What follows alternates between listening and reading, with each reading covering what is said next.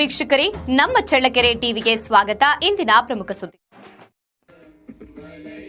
ನಾಯಕನಹಟ್ಟಿ ಹೋಬಳಿಯ ದಾಸರ ಮುತ್ತೇನಹಳ್ಳಿ ಗ್ರಾಮದ ತಿಪ್ಪೇಸ್ವಾಮಿ ಮತ್ತು ಉಮಾಕಾಂತಮ್ಮ ಅವರ ಪುತ್ರಿ ಟಿ ಜಯಲಕ್ಷ್ಮಿ ಅವರಿಗೆ ಹಂಪಿ ಕನ್ನಡ ವಿಶ್ವವಿದ್ಯಾಲಯ ಡಾಕ್ಟರೇಟ್ ಪದವಿ ನೀಡಿ ಗೌರವಿಸಲಾಗಿದೆ. ಟಿ ಜಯಲಕ್ಷ್ಮಿ ಅವರು ಕನ್ನಡ ವಿಶ್ವವಿದ್ಯಾಲಯ ಹಂಪಿ ಕನ್ನಡ ಐತಿಹಾಸಿಕ ಕಾದಂಬರಿಗಳಲ್ಲಿ ಯುದ್ಧದ ಸ್ವರೂಪ ವಿಭಾಗದ ಡಾ ಮಲ್ಲಿಕಾರ್ಜುನ್ ಗೌಡ ಮಾರ್ಗದರ್ಶನದಲ್ಲಿ ಕನ್ನಡ ಸಾಹಿತ್ಯ ಅಧ್ಯಯನ ವಿಭಾಗ ವಿಶ್ಲೇಷಣಾತ್ಮಕ ಅಧ್ಯಯನ ವಿಚಾರದಲ್ಲಿ ಮಹಾಪ್ರಬಂಧವನ್ನ ಮಂಡಿಸಿದ್ದಕ್ಕೆ ಹಂಪಿ ಕನ್ನಡ ವಿಶ್ವವಿದ್ಯಾಲಯ ಗೌರವಿಸಿದೆ.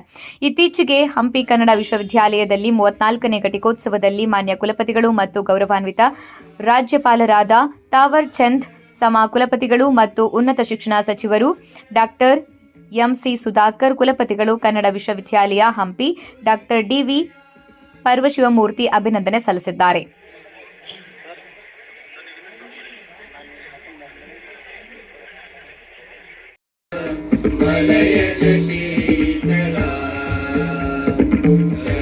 ಶ್ಯಾಮ